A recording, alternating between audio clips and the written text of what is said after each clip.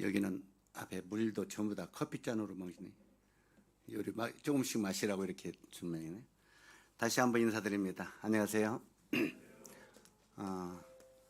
오랜만에 이 봉동 예배당 이곳으로 이사 와가지고 앞에 강단에도 처음 서봅니다.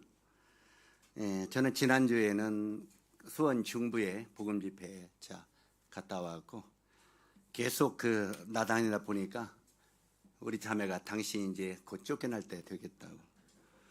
그래서 이제 김제에서 이제 쫓겨나면은 어디로 갈 거 했더니 사방한 데서 오래요. 저기 외국에서도 사방한 데서 오라고 하고. 그래서 아직까지는 갈 데가 있구나. 그래서 안정이 좀 안심이 됐습니다. 어쨌든 김제 교회 성도들의 얼굴을 많이 잃어버릴 정도로 많이 교회를 빕니다. 제가 김제에 간 지도 벌써 30여 년이 지나버렸더라고요.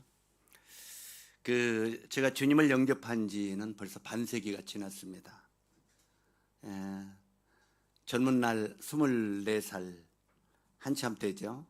군대 제대하고 나와서 잠시 방황하다가 그때 주님을 영접했는데, 그때 이제 주님 앞에 서원한 것이, 주님 정말 저 같은 것을 이렇게 구원해 주셨는데, 그 당시에는 제가 주님을 안 믿었던 게 아니라 주님을 대적하고 배척했던 사람 중에 하나죠. 이렇게 주님 당신을 대적하고 배척했는데 나 같은 자를 위하여 이렇게 생명을 버리시고 구원해 주셨으니 앞으로 내가 남은 생에 어떻게 살아야 되겠습니까? 그러면서 나머지 생에는 당신의 그 십자가의 복음과 사랑을 위해서 증가하면서 내가 나머지 인생을 드리겠습니다. 맹세합니다 했어요. 그런데 나중에 성경을 읽다 보니까 맹세 함부로 하지 말라고 써 있더라고요. 그런데 이제 맹세를 이미 했기 때문에 어떻게 해요? 그래서 주님, 제가 잘 모르고 맹세를 했지만 그 맹세를 지킬 수 있도록 도와주시라고. 그랬더니 주님이 지금까지 그 맹세를 지킬 수 있도록 도와주셔서 감사를 드립니다. 제가 이제 전주 안흥교회 시작할 때, 그때 전주교회죠. 시작할 때 주님을 영접하고 그때 한 10년 주님을 섬기다가 이제 전주 기린로를 개척하게 됐죠. 기린로를 개척하고 거기서 세우다가 이제 우리 이 봉동을 또 분가시키고 분가를 개척시켜서 나왔는데, 그때 이제 이 화산에서 복음 집회를 한번 하려고 했는데 그 계기가 이제 그 모임이 세워지는 계기가 됐습니다.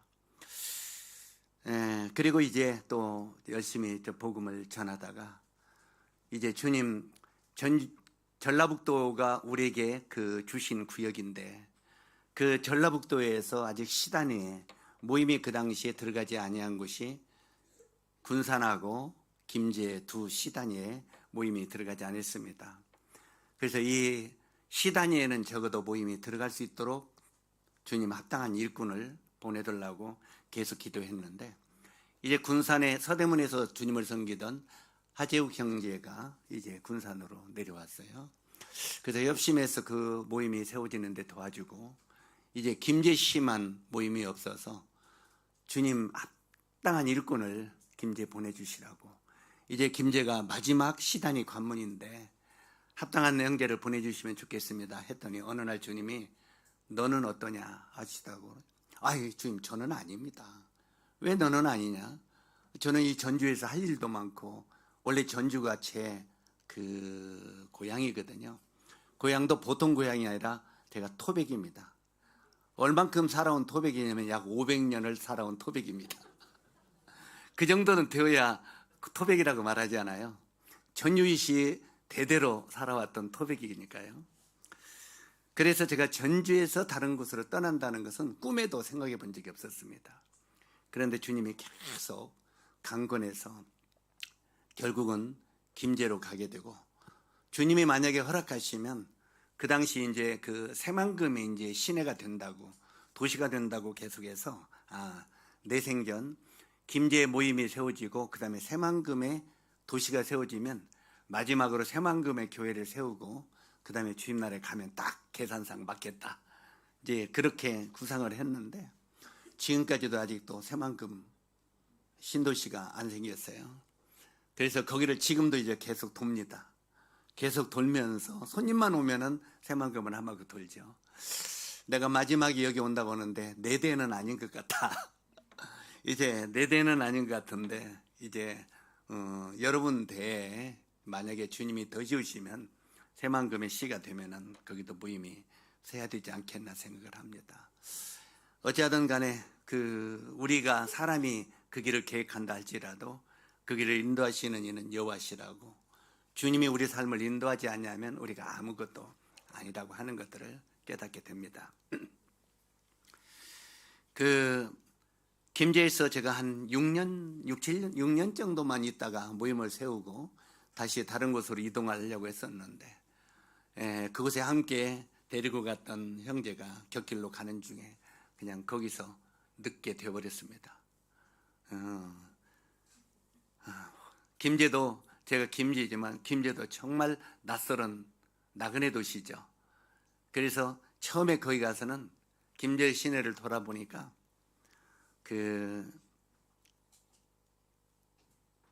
3층 연립주택 이상 없더라고요.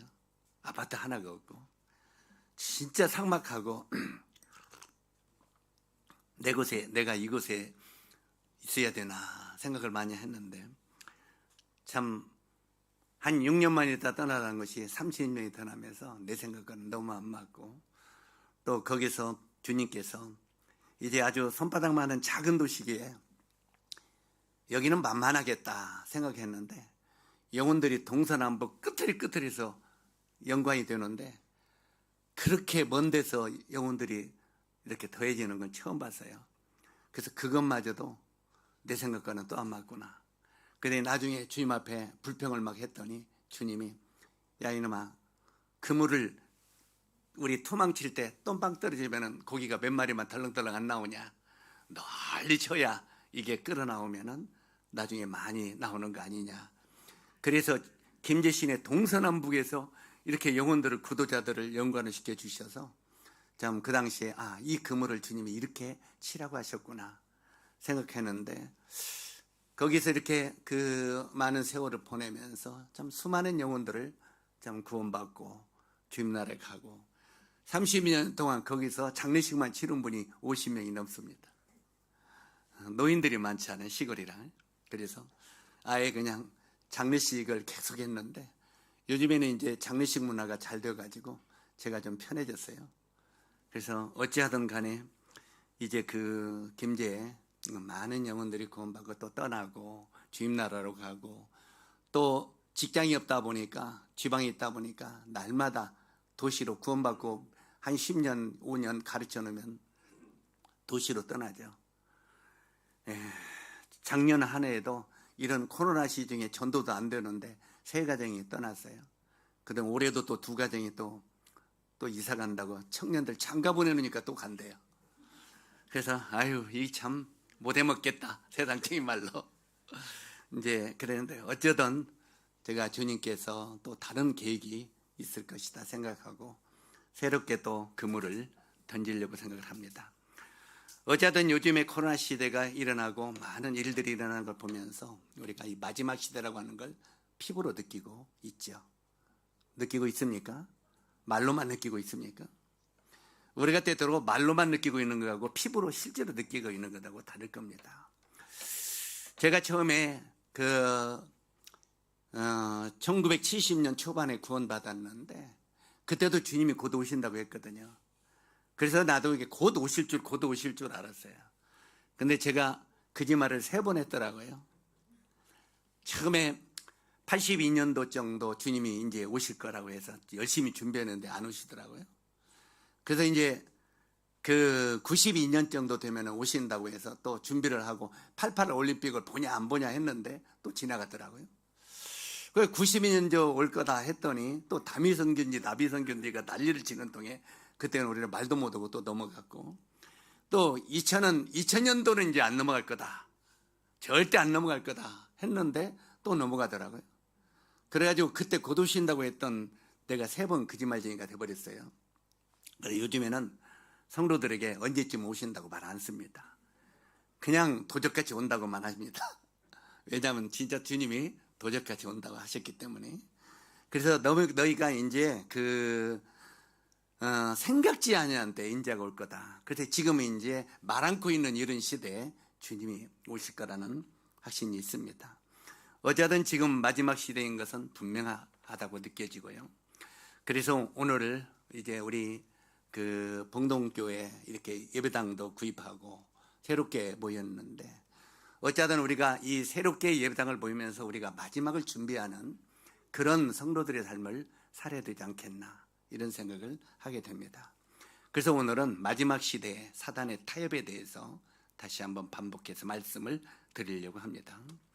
우리 본문의 말씀은 구약성경 출애굽기를 열어주시면 좋겠습니다. 출애굽기 3장 7절부터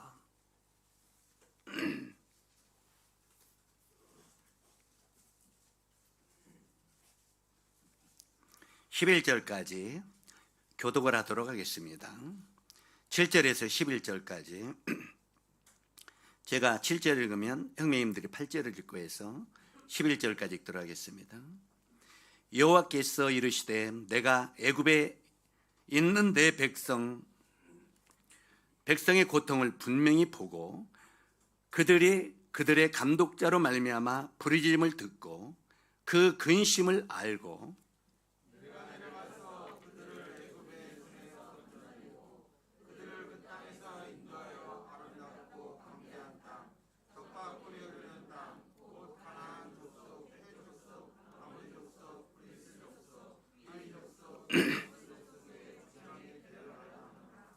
이제 가라. 이스라엘 자손의 부르짖음이 내게 달하고 애굽 사람이 그들을 괴롭히는 학대도 내가 보았으니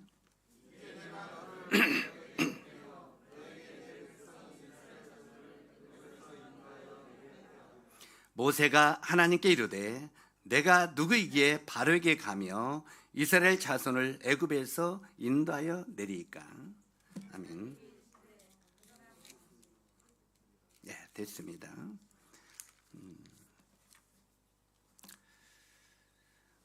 우리가 잘 아는 대로 이 세상은 이제 부패될 대로 부패되고 이제 타락될 대로 타락되었기 때문에 이제 이 세상은 더 이상 용납되지 못할, 어떻게 보면 하나님의 심판의 카운트다운이 시작된 시대에 우리가 지금 살고 있습니다. 그러므로 성도들도 이런 마지막 시대에 정신을 차리지 아니하면 우리들도 사단의 타협에 넘어갈 수뿐이 없다고 하는 것입니다. 그래서 우리가 베드로전서 4장 7절, 6절, 7절에서 8절까지, 베드로전서 5장 8절 말씀을 보면 마지막 때가 되었으니 너희는 정신을 차리고 깨어라고 말씀드렸고, 이 사단 마귀가 우는 사자처럼 두루 삼킬 자를 찾고 있다고, 이런 말씀을 말하고 있는 것을 보게 됩니다. 우리가 조금 전에 출애굽기 3장을 읽었는데 이스라엘 백성들이 이제 애굽에서 노예로 전락되면서 430년 동안 노역과 핍박 속에서 하나님께 간절히 부르짖었습니다. 하나님, 우리를 이런 노예의 고통과 핍박 속에서 이대로 버려두시겠나이까? 우리를 구원해 주소서. 이렇게 간절히 부르짖었습니다. 그렇게 하나님께 간절히 부르짖었을 때 하나님은 그들의 고통을 분명히 보고 있었다고 말합니다. 이스라엘 백성들은 고통을 당하면서도 하나님이 자기를 보지 아니하고 멀리하고 있다고 생각을 하고 있었어요. 그러나 하나님께서는 그들의 고통을 보고 있었고 그들이 부르짖음을 듣고 있었다고 말하고 있습니다. 그들이 그토록 부르짖어도 하나님의 응답이 없었기 때문에 얼마나 힘이 들었겠어요. 그런데도 하나님은 그들의 부르짖음을 듣고 있었다고 말합니다. 그리고 내가 그들의 우고를 알고 있다. 그리고 내가 내려가서 그들을 건져 내겠다. 이게 하나님의 약속입니다. 실제로 그들이 고통 속에 있을 때, 그들이 간절히 부르짖었을 때 하나님은 그 고통을 보고 있었고 듣고 있었고 다 알고 있었지만 그 시간이 많이 길었죠. 오늘날 우리가 이 마지막 시대를 살다 보면 우리 삶 속에도 고통이 많이 찾아옵니다. 때때로는 직장에서 고통, 가정에서 고통, 건강의 고통, 많은 고통이 찾아오죠. 요즘에는 그냥 그 포로난지가 찾아와가지고 신나게 사람들을 괴롭히죠. 이제 그냥 아주 그게 예사가 돼버릴 정도로. 그래서 앞으로 우리들은 이런 전염병과 더불어 사는 인생이 될 것이다 하는 생각을 합니다. 마지막 때가 되면요. 그러나 우리가 이 코로나 이런 걸로 말미암아 가정마다 이제 우리 가정 코로나 때문에 못 나온대요. 이제 못 나오는 것도 당당하더라고요. 성도들이 교회 못 나오는 것도 당당하지요. 그래 안 그래요? 저 성형제니 우리 애들이 코로나 걸려서 우리 이번 주에 못 나가요. 그런 소리 당당하지 들어야 안 들어요? 이제 우리 가정이 뭐 누가 때문에 누가 나가고 누구 때문에 누가 안 나가고 하는 게 당당하게 하나의 그냥 재미로 이제 우리가 코로나가 걸려서 하나님 앞에 예배드리지 못하겠다고. 저는 코로나가 걸렸는지 안 걸렸는지 모르겠습니다. 아마 저도 걸렸을 거예요. 왜냐하면 저희 사라도 그렇고 사이도 그렇고 다 애들 주일학교도 그렇고 다 한바탕 치렀거든요. 성도들도 막 치러서 다. 저희 때문에 제가 안 왔겠어요? 저도 때때는 열이 오고 몸살이 나고 조금 안 좋고 기침이 나고 목이 아프고 이런데 지나가고 있었어요. 그런데 한 번도 제가 코로나라고 가서 검사를 안 해봤어요. 우리 형제 자매들은 이제 제가 이런 말하면 시험 당할지 모르겠습니다만 이제 그 검사를 안 해보고 그냥 약 먹고 주님 앞에 기도하고 하니까 그냥 지나가더라고요. 다. 그냥 이제 다 그냥 지나갔어요. 그런데 그러면서 주님 앞에 왜 조금 제가 감기 와서 검사해 보면 요즘에 우리 자매들이 그래요. 그 간호사 자매들이 그냥 집에 있으면 감기고요. 검사하면 코로나예요. 그러니까 검사를 안 하려면 감기 걸리려면 그냥 검사하지 말고 코로나라고 확정받으려면 검사하세요 그러더라고요. 의사들이 그래요. 간호사들도 그러고. 그래서 나는 확정 안 받으려고 아예 안 갔어요. 자, 왜 그러냐면 확진 간다면 내가 확진 받았다고 해가지고 예배 드리면 성도들이 시험 당할 거 아니에요. 그래 안 그래요? 그래 입 다물고 그냥 저는 예배 계속 참석하고 집회 다 참석하고 다 하는데 그러려고 아주 내색을 안고 살았어요. 근데 내색을 한 게 주님이 또 그렇게 다 내 믿음대로 될지어다 하고 그렇게 인도하셨어요. 어쨌든 내가 이것을 합리화시키는 건 아닙니다만 우리 마음에 너희가 어떻게 살 것인가 이건 굉장히 중요하다고 생각을 합니다. 우리 여기에 그 연주자매님 아버님이 그 전에 있을 때 제가 여러분 아파도 교회 와서 뒹굴다가 예배드리다가 죽으라고 그랬어요. 죽어도 예배당에 와서 죽으라고. 예배드리다가 죽으라고. 집에서 죽으면 알아요? 몰라요? 모르잖아. 그럼 예배당에서 돌아가시면 다 알잖아. 그러면 아주 잘해주잖아. 또. 그러니까 그래서 옛날에 이제 우리 그 지금 주임날을 간 우리 연주자매 그 아버님도 어느 날 이제 그 뇌출혈이 왔을 때 집에서 나 요즘에 오늘 머리가 아프고 일요일 날 너무 속이 비싱거리고 안 좋아서 아무래도 나 교회 못 가겠다. 그러니까 갔다 오라고. 그럼 나 집에서 좀 쉬어야겠다고 집에서 들어가서 누우려고 했대요. 근데 막 누우려고 했는데 이영재님이 죽어도 교회 와서 죽으라는 소리가 떠오르더래요. 그래서 그래 죽어도 교회 와서 죽으라는데 그래 교회 나오셨잖아요. 그래도 그래가지고 예배 드리다가 하나님 아버지 감사합니다 감사합니다 하다가 쓰러지셨어요. 예배 드리다가 그래가지고 급히 예수병을 가지고 살아나셨잖아요. 만약에 집에서 혼자 아무도 다 나왔는데 가족들 왔는데 집에서 혼자 있으면 어떻게 되시겠어요? 그냥 그때 가셨잖아요. 그러니까 교회 나왔더니 그만큼 생명을 더 연장시켜 주셨잖아요. 그게 복인 거예요. 그래서 우리가 주님 앞에 나와서 뒹구는 건 복이다 이 말이에요.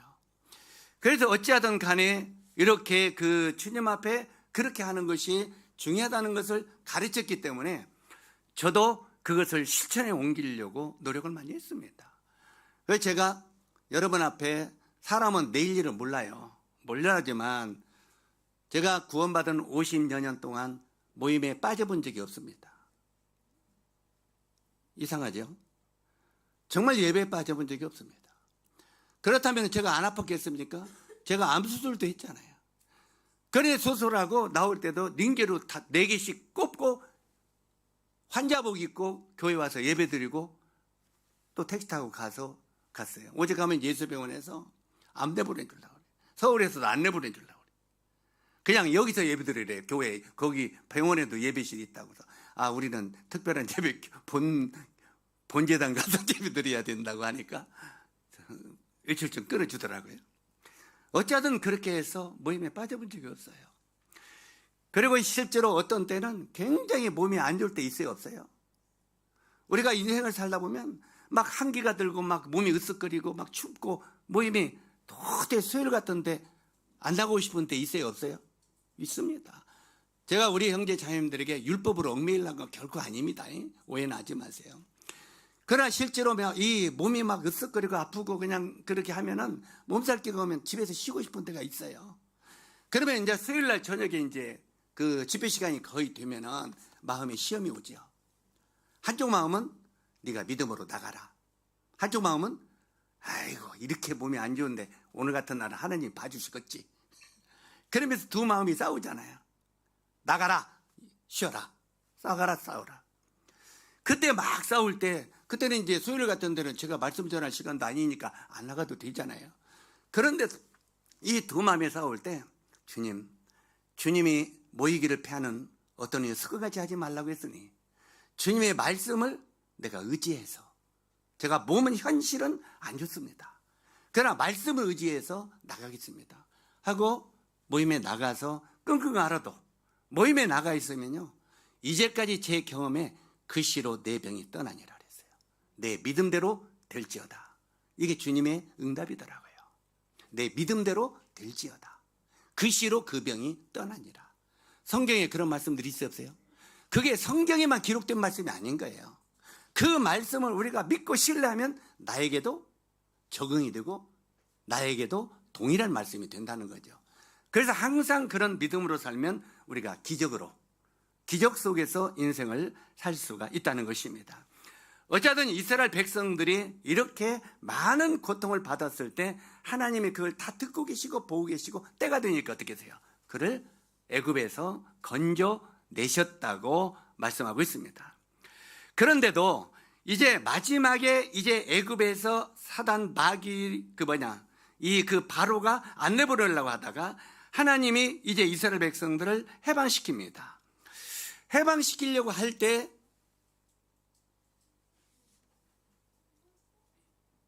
사단 마귀가 안 보내려고 하죠.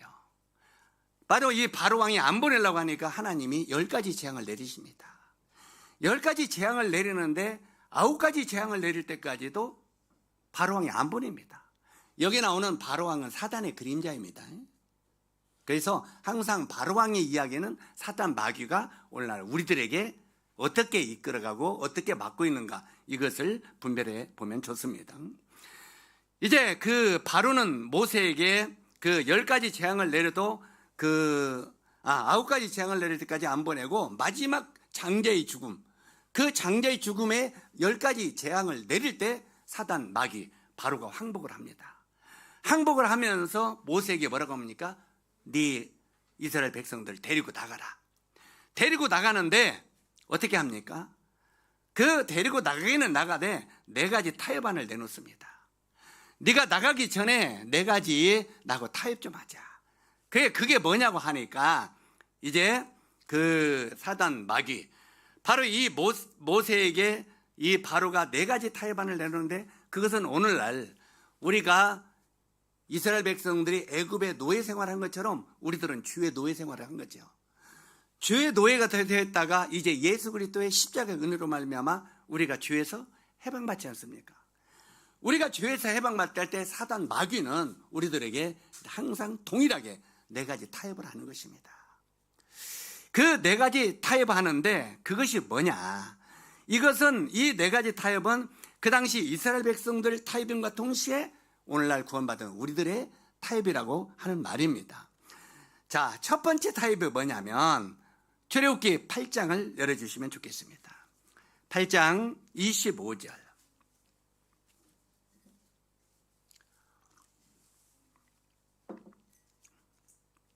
25절을 우리 같이 읽도록 하겠습니다. 시작. 바로가 모세와 아론을 불러 이르시되 너희는 가서 이 땅에서 너희 하나님께 제사를 드리라. 자, 여기 보면은 이제 너희가 이 땅에서 예배를 드리라 이렇게 타협합니다. 왜 그러냐면 그 앞에 말씀을 보면 시간 관계상 다 풀어내지 못했습니다만 이제 바로 왕이 모세에게 말합니다. 너희들이 왜 꼭 애굽에서 나가려고 하느냐 하니까 모세가 그렇게 말합니다. 나는 내 백성과 함께 3일쯤 멀리 나가서 애굽에서 멀리 나가서 우리가 믿는 여호와 하나님께 예배를 드리려 하나이다 이렇게 말합니다. 자, 애굽에서 왜 나가려고 한다고요? 하나님께 예배 드리려 나가려 하나이다. 그러니까 지금 이제 이 바로 왕이 그렇게 첫째 타협을 내놓습니다. 그래, 너희가 예배하기는 하되 그냥 애굽에서 예배 드려 이렇게 타협하는 겁니다. 어디서 예배 드리라고요? 애굽에서. 실제로 우리가 창세기 1장을 보면은 하나님이 여섯째 날까지 모든 천지를 창조하셨죠. 첫째 날은 빛을 창조하셨습니다. 둘째 날은 하늘과 땅을 만드시고 이제 이게 각각 물과 무추로 나누게 하라고 말합니다. 다시 말해서 위의 물과 아래 물로 나누게 하라. 그리고 가운데를 궁창이라 하라. 그런데 이 궁창을 만들고 위의 물과 아래 물로 이렇게 나누게 하라고 말합니다. 이렇게 나누라고 말합니다. 이것은 영적인 의미로 너희가 구원받았으면 분리된 생활을 하라 이런 의미입니다. 우리가 구원받기 전에는 우리 모든 소망이 어디에 있었습니까? 모든 소망이 땅에 있었습니다. 땅에서 잘 먹고 땅에서 잘 입고 땅에서 출세하고 땅에서 영광 받고 이 모든 것이 우리의 꿈이었습니다. 맞습니까? 구원받은 성도들도 그것을 계속 추구하는 것은 아직도 우리가 세상 속에 머물러 있다는 거예요. 실제로 이 땅에서 예배하라는 말은 우리의 모든 소망이 땅에 있었다는 말이에요. 그런데 우리가 구원받으니까 소망이 어디로 바뀌었어요? 하늘로 바뀌었어요.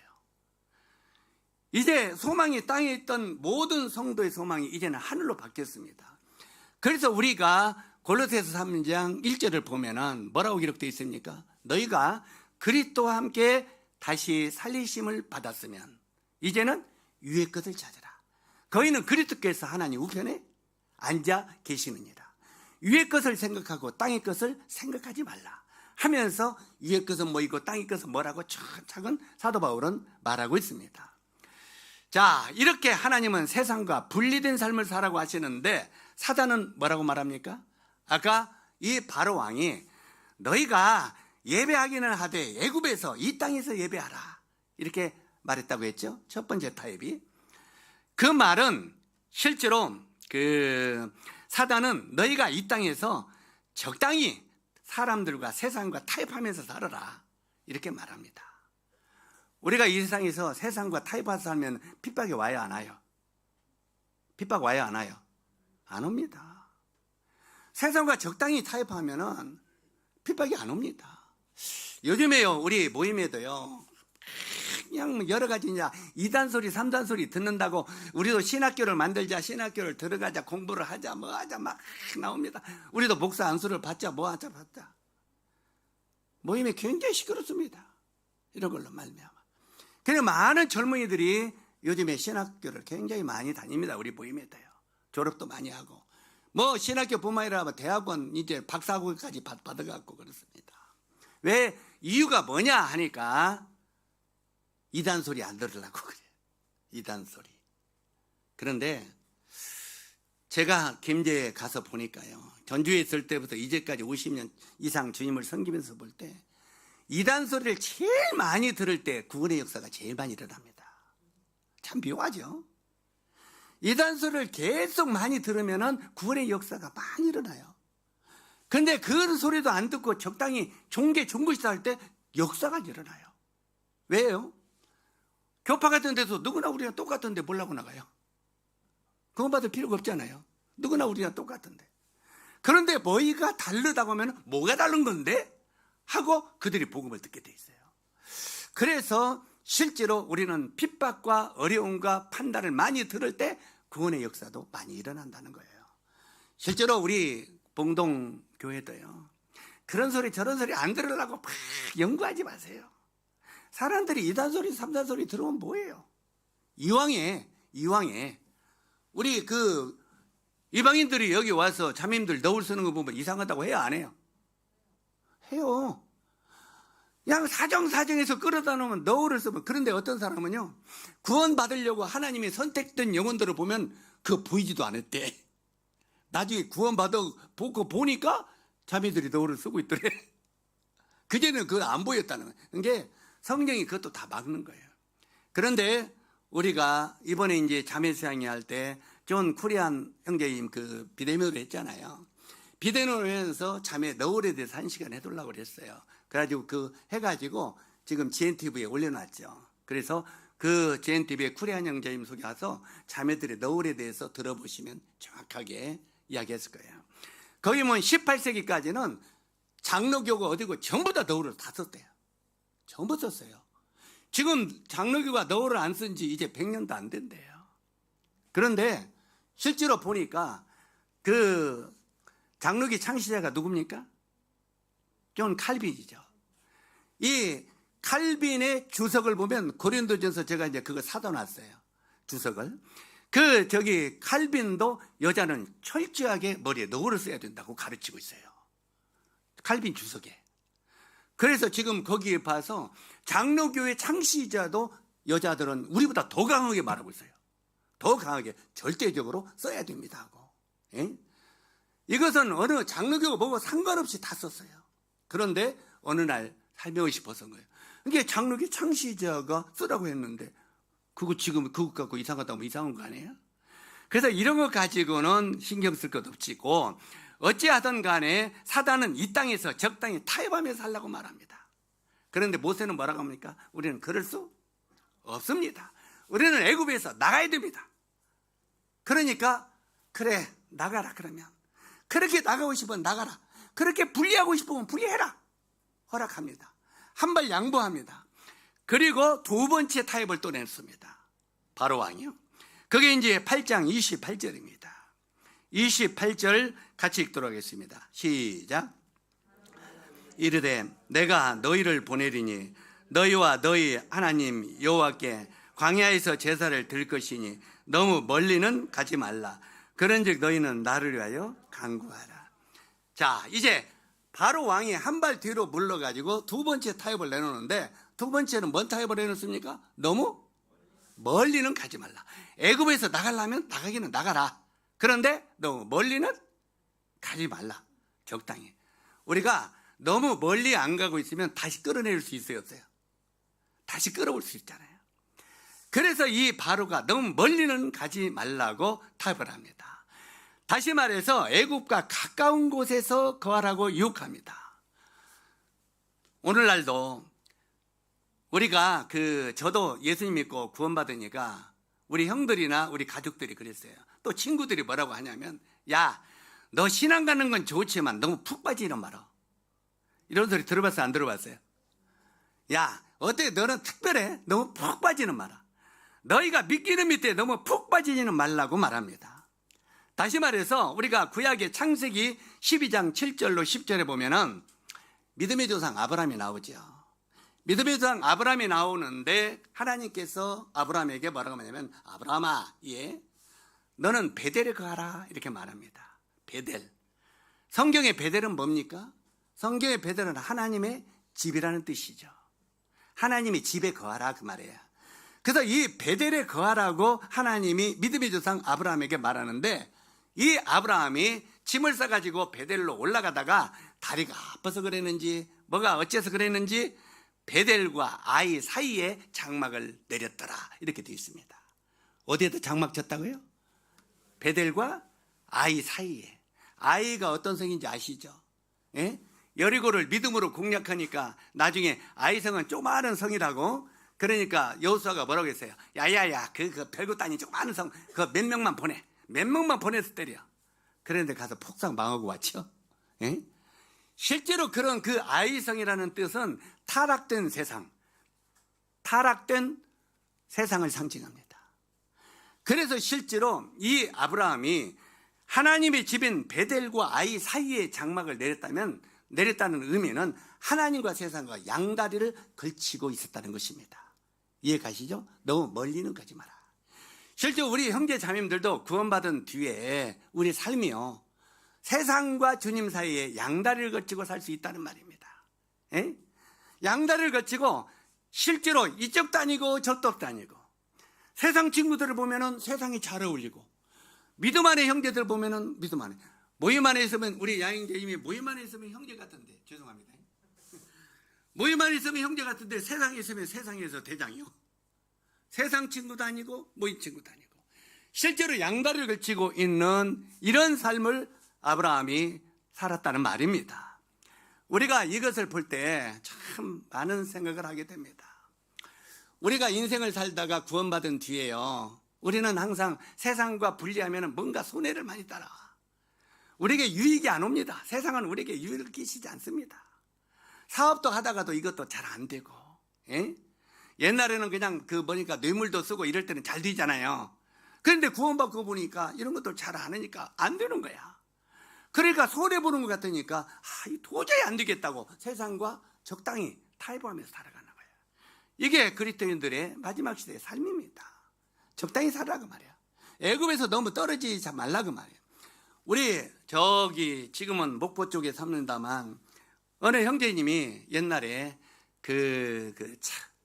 책 세일, 책 하고 나서 책이 이제 수금 사원이었어요. 수금 사원을 했는데 저 멀리 이제 수금까지 하려고 저 멀리 이제 전국을 돌아다니니까, 호남책을 돌아다니다가 이제 오는데, 여름에 저쪽 섬진강 그 강변이 있잖아요. 혹시 가보셨습니까? 저 밑에 구례 쪽으로 내려가면 섬진강 있잖아요. 거기 가면 여름에 막 버드나무가 있고 막 그 바닥 냇가가 있으면 시원하고 좋아요. 거기 한번 캠핑 가고 싶은 마음이 오지요. 그런데 그 섬진강 거기 바다를 이제 차를 타고 오다가 보니까 너무너무 덥더래요. 너무너무 더워가지고 그 형제가 이제 어디에 휴게소가 있는데 거기를 들어갔대요. 들어갔더니 옛날 학창 시절에 친구가 거기서 만났대. 친구를 만나니까, 야, 너 정말 오랜만이다 그러냐고 둘이 막 진짜 악수를 잘했대요. 악수를 하는데 그러면, 야, 너무너무 덥지? 그러니까 더워. 그러다 보니까 그 친구가 형제한테 물어보지도 않고 그냥 버드나무 집에 가가지고 냉장고를 열고 맥주 있잖아요. 시아시한 거. 일본말도 나오네. 맥주 아주 시원하게 냉장고에다 올린 거 있잖아요. 이걸 두 병을 끄집어냈더니 막 가지고 여기도 하는데 막 물어볼 것도 없이 까가지고 맥주를 따로 놨더래요. 야, 덥지? 이거 시원한 맥주 한잔 하자고. 순간적으로 갈등이 오더래요. 왜? 이 친구가, 이 형제도 옛날에는 술을 잘 먹었어. 어렸을 때 이게 아주 잘 먹었어, 같이. 그런데 이 맥주를 시원한데, 그날 날씨도 너무 덥고. 그런데 이 마음속에 먹을까 말까 이게 갈등이 와요, 안 오겠어요? 그건 안 받을 때는 그냥 첩썩 먹으면 되는데, 벗고 보니까 막 갈등이 오는데, 그때 순간적으로 마음속에 이 친구가 아직 다 예수 믿는지 모르겠지? 이 생각이 오더래요. 에? 이 친구 아직 너 나중에 만났으니까 나 예수 믿는지 모르겠지? 그래, 한 모금만 먹자. 자기도 너무 덥고. 그래서 따르는 거 한 잔을 마셨대. 그랬더니 또 따르래. 그만 건다 그러니까, 야, 임마, 일사몰칠구야. 뭐 말인지 알으세요?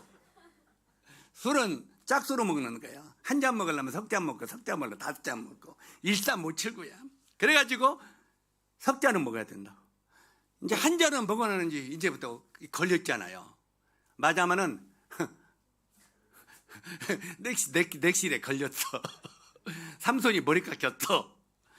이제 한 잔을 되니까 두 잔을 이제 인상을 써가면서 마신 거야. 그러니까 석잔치 짝수로 마시는데 석잔수니까 마음속에 뭔 생각이 오냐면 이왕의 베린 몸. 한번 따라 쓰세요. 이왕의 베린 몸. 속에서 안 나와요? 이왕에 한 잔 먹었으니까 베린 몸. 내가 석잔은 못 마셔. 옛날에는 10잔도 마셨는데 하고 석잔째 마셨어. 석잔째 마셔놓고 이 친구가 하는 말이, 야 어떻게 지내냐? 그런데 친구들이 말하는데 너 요즘에 예수에 푹 빠졌다면서?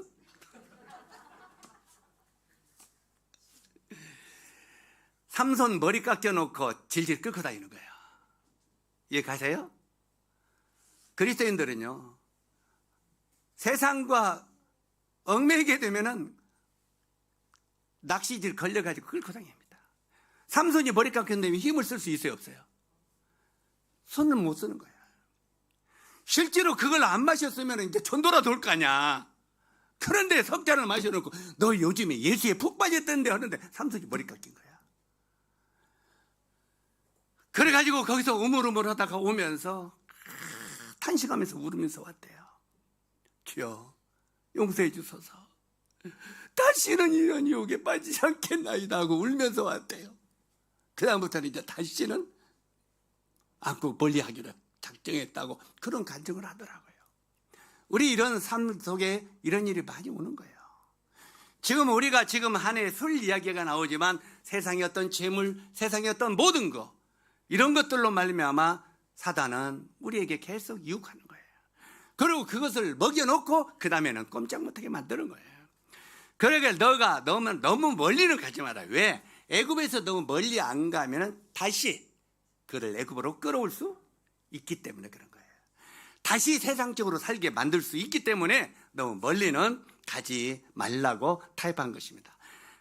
자, 이것도 이제 모세가 우리는 그렇게 할 수 없다 하고 떠나야 된다. 멀리 가야 된다.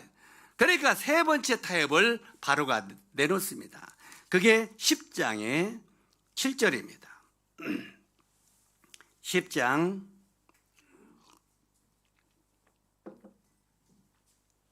9절과 10절. 찾으셨습니까? 9절과 10절을 읽도록 하겠습니다. 시작. 모세가 이르되 우리가 여호와 앞에 절기를 지킬 것인지요 우리가 남녀노소와 양과 소를 데리고 가겠나이다. 너희가 그들에게 바로가 그들에게 이르되 내가 너희와 너희의 어린 아이들을 보내면 여호와가 너희와 함께함과 같으리라. 보라 그것이 너희에게는 나쁜 것이라. 11절까지 시작. 그렇게 하지 말고 너희 장절만 가서 너희 여호와를 섬기라. 이것이 너희가 구하는 바니라. 이에 그들이 바로 앞에서 쫓겨나니라. 자, 여기 보면은 이제 세 번째 타입은 굉장히 무서운 타입입니다. 이제 점점 단계가 너무 깊어오죠.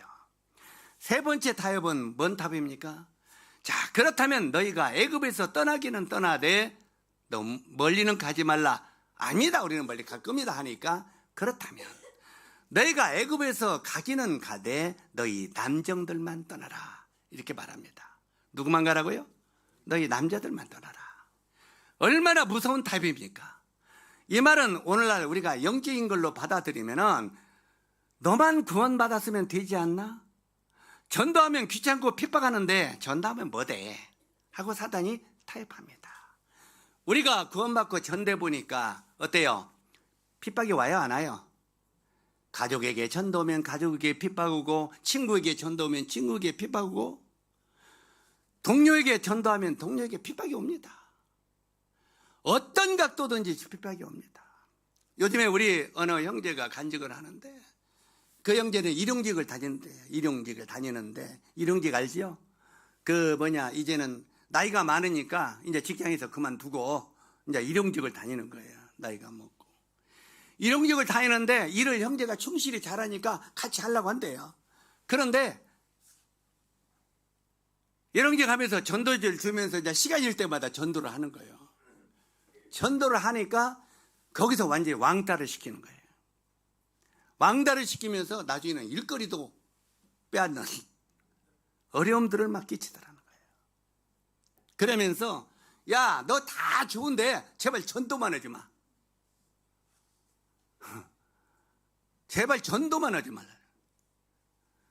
그러면서 와서 전도만 하지 말으면 그런데 전도 안 하면 안 되죠. 예, 안 하면 안 되죠.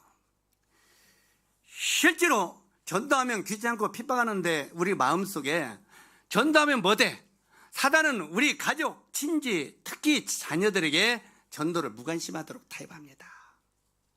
자녀들. 여기에 가장 무서운 타협이 뭡니까? 너희 어린 것들은 애굽에 남겨놓으랍니다. 한번 따라서 하세요. 너희 어린 것들은 애굽에 남겨놓으라. 사랑하는 형제 자매 여러분, 우리가 자녀들 낳는 거 굉장히 중요합니다. 그죠? 아들 낳는 것, 자녀들 낳는 거 중요하죠. 그러나 정말 그들의 복음과 전도를 하여 여러분의 모든 걸 걸으시기 바랍니다. 교육 중에요. 자녀의 교육보다 더 귀한 게 없습니다. 맞습니까? 우리가 여기저기 전도한다고 돌아다니는데 자식들은 구원을 아무도 안 받았어. 사람들이 뭐라고 합니까? 어이, 자네 가족들은 다 구원 받았는가? 물어봐요, 안 물어봐요? 그럼 이제 아직 자네나 전도 똑바로 해. 나한테 오지 말고. 그럼 할 말이 있어요, 없어요? 없어요. 먼저 우리 자녀들의 전도를 위하여 우리는 모든 걸 걸어야 됩니다. 시간을 투자하는 중에서 최고 우선순위로 투자하는 것이 자녀들의 양육입니다. 여기에 투자하십시오. 성경은 이렇게 말하고 있습니까? 너희 가족을 돌아보지 못하는 자가 어찌 하나님의 교회를 돌아보리요? 이건 굉장히 무서운 말입니다. 자녀들과 가족들이 구원받지만 않았는데 어떻게 하나님의 교회를 돌아볼 수 있겠느냐 그 말이에요. 네? 자녀들도 부모를 신뢰하지 않는데 어떻게 다른 사람에게 신뢰라고 믿음을 이야기할 수 있겠느냐는 거예요. 이건 굉장히 중요한 겁니다. 우리 화산 아니지. 자꾸 우리 완전 봉동교회 우리 형제 자매님들은요. 야, 이제 이 소리 오면은 내가 좀 걱정이 되는 게, 아이고 그렇구나. 앞으로는 절대 자식 안 낳아야겠다. 이런 말 하면 큰일 납니다. 이 생각. 나십시오. 그리고 모든 사역 중에서 자녀들의 사역을 최우선순위로 두십시오. 아멘. 굉장히 중요한 겁니다. 그래서 실제로 여기에 성경은 우리에게 그렇게 말합니다. 디모데전서 5장 8절에 친족 특히 자기 가족을 돌아보지 아니한 자는 믿음을 배반한 자요 불신자보다 더 악한 자니라. 우리가 가족을 돌아보지 아니하면 불신자보다 우리가 나은 게 뭐냐는 겁니다. 그리고 시편 126편 5절로 6절에 보면 눈물을 흘리며 씨를 뿌리는 자는 기쁨으로 거두리로다. 울며 씨를 뿌리는 자는 나아가 정령 기쁨으로 단을 가지고 돌아오리로다. 주님은 우리들에게 명확하게 이야기하고 있습니다. 실제로 우리가 자녀들을 위하여 가족들의 구원을 위하여 먼저는 최선을 다하십시오. 정말 이게 중요합니다. 최선을 다하는 가족들의 전도. 여기 사단은 너희 남정들만 가라. 너희 어린 것들은 애굽에 남겨놓으라. 얼마나 무서운 타입입니까? 예? 너희만 구원받았으면 너희만 가면 되지. 너희 가족들은 남겨두어. 이건 굉장히 비극이죠. 그래서 이 모세는 우리는 절대 그렇게 할 수 없다. 우리는 모든 가족들을 다 남김없이 데리고 가겠나이다 그렇게 말합니다. 적어도 우리가 이 땅을 떠날 때 자녀들을 다 데리고 가야 되지 않겠습니까? 요즘에는 우리 주일학교 교육이 잘하는 건지 현 시대에 맞게 못 오는 게 저는 잘 모르겠어요. 옛날에 우리 때는 내가 주일학교 반사할 때는 얘들아 너희들은 거듭났느냐 이런 찬송 있어요 없어요? 지금 없어졌더라고. 응? 저 높은 우주에 천국을 만들고 좀 있는 자를 오라네 이런 것도 요즘에는 없어졌더라고. 네? 실제로 이 거듭나는 문제, 구원받는 문제 이 아주 집중적인 이런 전도가 찬송이나 이런 게 주일학교 많이 사라졌어요. 요즘에는 그냥 찡가 이런 것만 하더라고. 네? 그러니까 애들이 폴딱폴딱 존나고 신나게 뛰긴 하는데 생명은 없어. 우리 주일학교 반사들 회개해요. 실제로 이런 게 굉장히 중요해요. 정말 애들에게 구원 문제를 위하여 우리는 눈물을 흘리며 씨를 뿌리는 이런 삶이 중요하다는 겁니다. 애들이. 또 애들도 징가징가하고 뛰어들어가는 것만 좋아하니까 또 그것만 따로 서는가 본데, 어쨌든 옛날에 우리 그 둘째 딸 한나가요, 초등학교 3학년 때가 됐는데 어느 날 자다가 말고 막 일어나서 막 놀라고 막 소리를 지르는 거예요. 에? 그러니까 자다가 말고 왜 그러냐고 그랬더니 막 땀을 뻘뻘 흘리면서 막 이렇게 막 놀래가지고 일어났는데, 얘가 자다가 뭔 이상이 있냐고 막 그랬는데, 나중에 보니까 물어보니까 땀을 닦고 한참 했더니 우리를 다 쳐다보더니 안 갔냐. 엄마와 아빠와 언니가 다 휴가 되는 꿈을 꿨대요. 그러니까 그 당시에 얼마나 휴가나 주님 오심에 대해서 많이 이야기했으면 애들이 속에 그게 심어졌냐는 거예요. 에? 언니들은 다 휴가 갔는데 자기만 안 가고 남았더래요. 이게 얼마나 놀랬겠어요. 그러니까 막 같이 가! 하고 소리 지르는 거예요. 그래가지고 일어나 앉혀서 정말 그 이야기 듣고 진지하게 복음을 계속 전했어요. 이제 지금은 그런 걱정 없죠. 적어도 우리가 이 땅을 떠날 때 가족들은 남김없이 손을 잡고 같이 가야 되지 않겠어요? 아멘? 소영진이 손녀 이뻐만 하지 말고 나중에 조금 있으면 전도하는데 최선을 다하셔요. 그냥 이뻐갖고 죽겠는데 그냥 구원 안 받으면 어쩔 거야. 그냥 나중에 할아버지 같이 가 하면 어쩔 거야. 정말 우리는 이 말을 심각하게 받아야 돼요. 정말 우리 주변의 가족들이 남김없이 손을 잡고 같이 가도록 우리는 가족과 친척들을 하여 최선을 다하는 마지막 삶의 전도가 중요하다고 생각합니다. 그 다음에 마지막으로 네 번째 타협은 출애굽기 10장 24절입니다. 10장 24절 이야기했고 24절 같이 읽도록 하겠습니다. 시작. 바로가 모세를 불러 이르되 너희는 가서 여호와를 섬기되 너희의 양과 소는 머물러 두고 너희 어린 것들은 너희와 함께 갈지어다. 이제 이 모세가 나는 우리 가족 어린 것들 남김없이 난 데리고 가겠나이다 하고 말합니다. 남김없이 데리고 가겠다고. 그러니까 그래, 그러면 너희 어린 것들은 데리고 가라. 근데 뭘 남겨놓으라고요? 뭐 남겨놓으라고 했어요? 양과 소, 이건 재산이죠. 물질입니다. 너희가 가지고 있는 양과 소는 애굽에 남겨놓으라 그 말입니다. 이 양과 소는 애굽에 남겨놓고 너희만 떠나라. 너희 자녀들도 데리고 가라. 이것은 무슨 얘기입니까? 우리에게 주어진 물질을 주와 복음을 하여 교회를 하여 사용하지 못하도록 마귀는 속삭입니다. 다시 말해서 세상 애굽에 쌓아두기를 요구하는 것입니다. 사단은 이렇게 속삭입니다. 야, 나중에 할 일도 많은데 지금 낭비하면 어떡해? 이렇게 말합니다. 이제 우리 성찬 형제한테 사단은 이렇게 말할 겁니다. 야, 지금 부지런히 뭐하라? 나중에 애들 대학교 갈 때 돈 많이 든다. 에?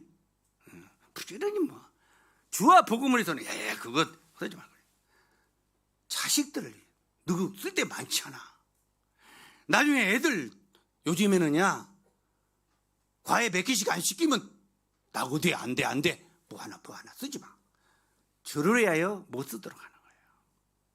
그리고 남겨놓으라고 말해요. 너희 물질은 애굽에 남겨놓으라.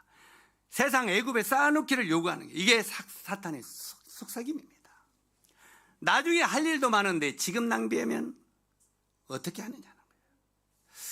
전에 어떤 형제들을 많이 만나죠.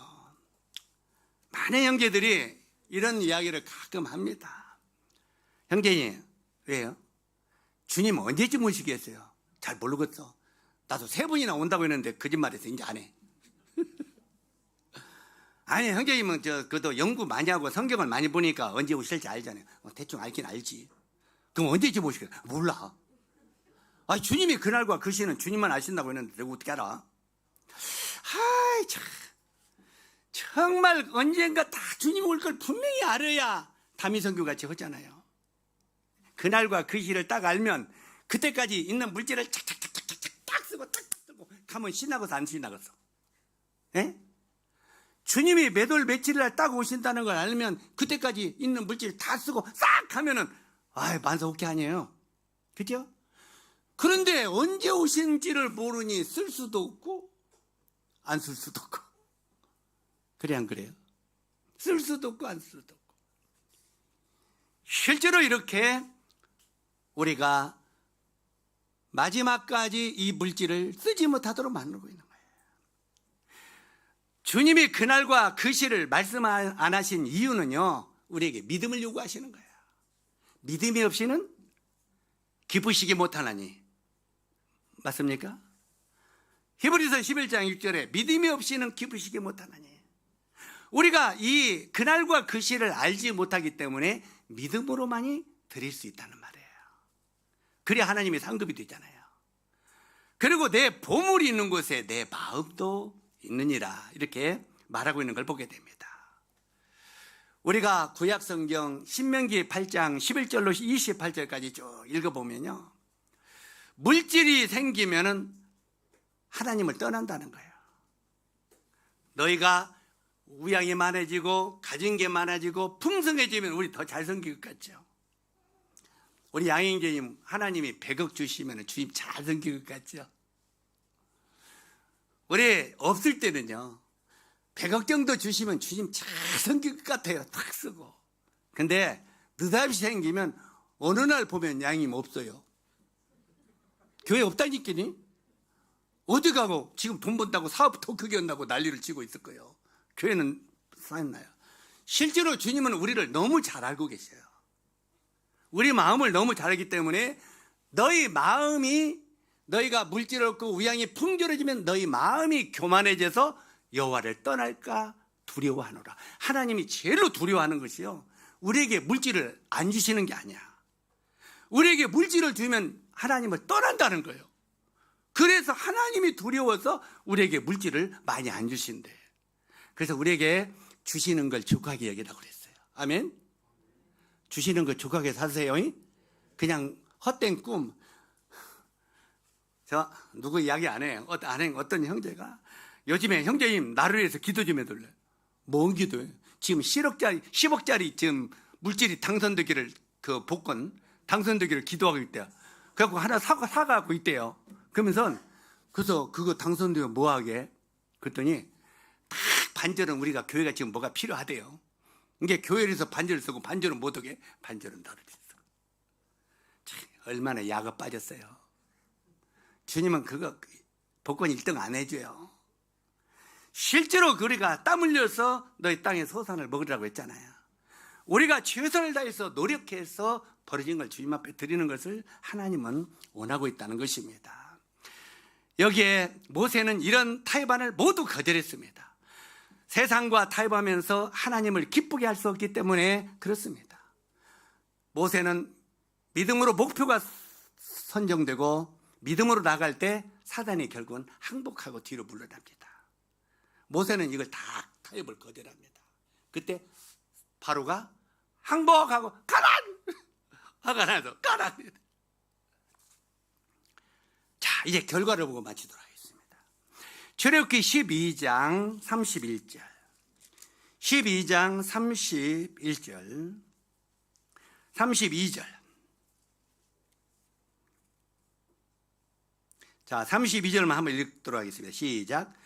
너희가 말한 대로 너희 양과 너희 소도 몰아가고 나를 하여 축복하라. 예. 그 다음에 자, 그 35절과 36절까지 한번 읽도록 하겠습니다. 시작. 이스라엘 자손이 모세의 말대로 하여 애굽 사람에게 은금 패물과 의복을 구하매 여호와께서 애굽 사람들에게 이스라엘 백성에게 은혜를 입히게 하사 그들이 구하는 대로 주게 하심으로 그들이 애굽의 사람들의 물품을 취하였더라. 이거 굉장히 놀라운 말이에요.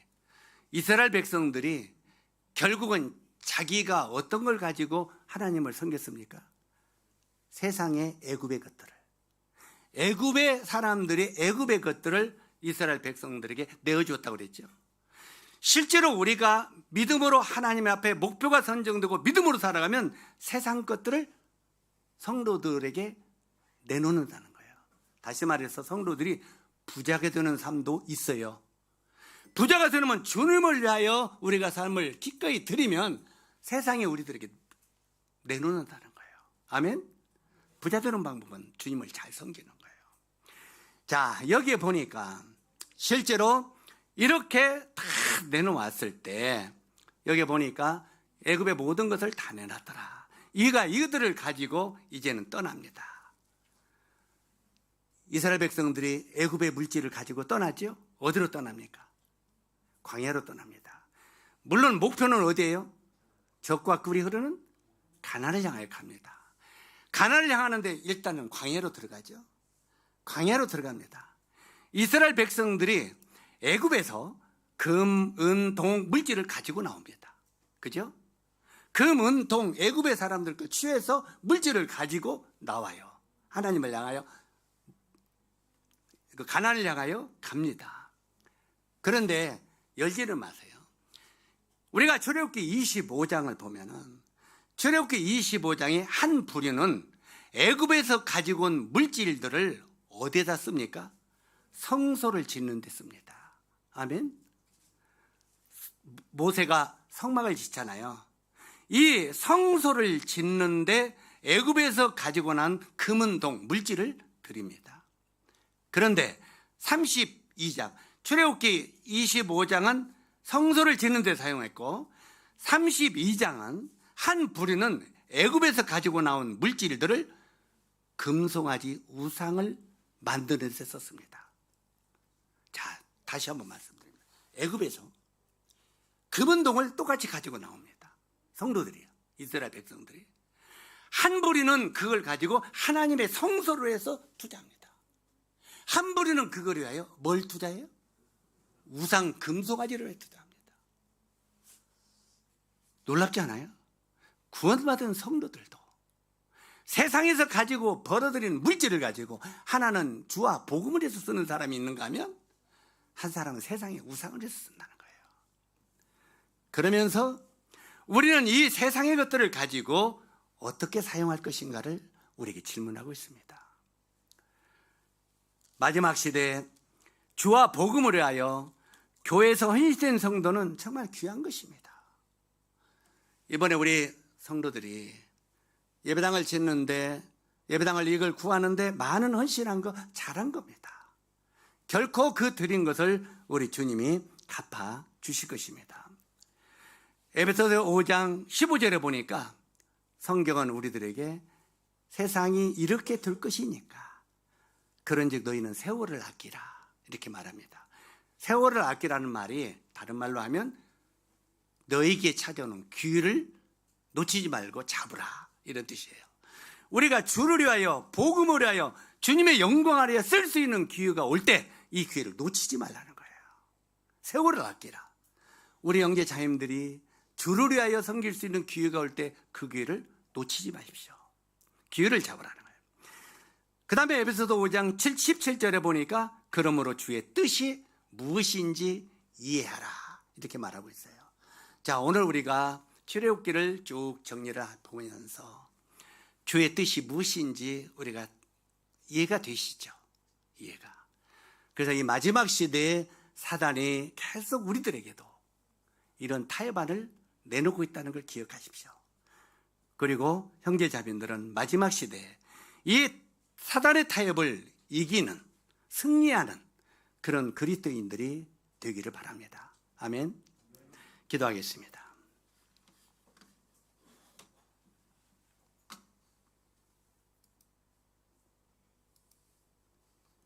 은혜로우신 아버지 하나님, 정말 우리가 이 마지막 시대를 살아가고 있으면서 사단 마귀가 우리들에게 무엇을 어떻게 타협하면서 주님 앞에 나가지 못하게 하는가를 여러 모양으로 우리가 듣게 되었습니다. 아버지 하나님, 이 마지막 시대에 사단이 내미는 이 타협안을 우리가 믿음으로 거절할 수 있도록 해주시고, 사랑하는 우리 봉동 성도들이 승리의 삶을 사는 그리스도인들이 되도록 도와주시기를 원합니다. 우리 주 예수 그리스도의 귀하신 이름으로 아버지 하나님께 기도드립나이다. 아멘.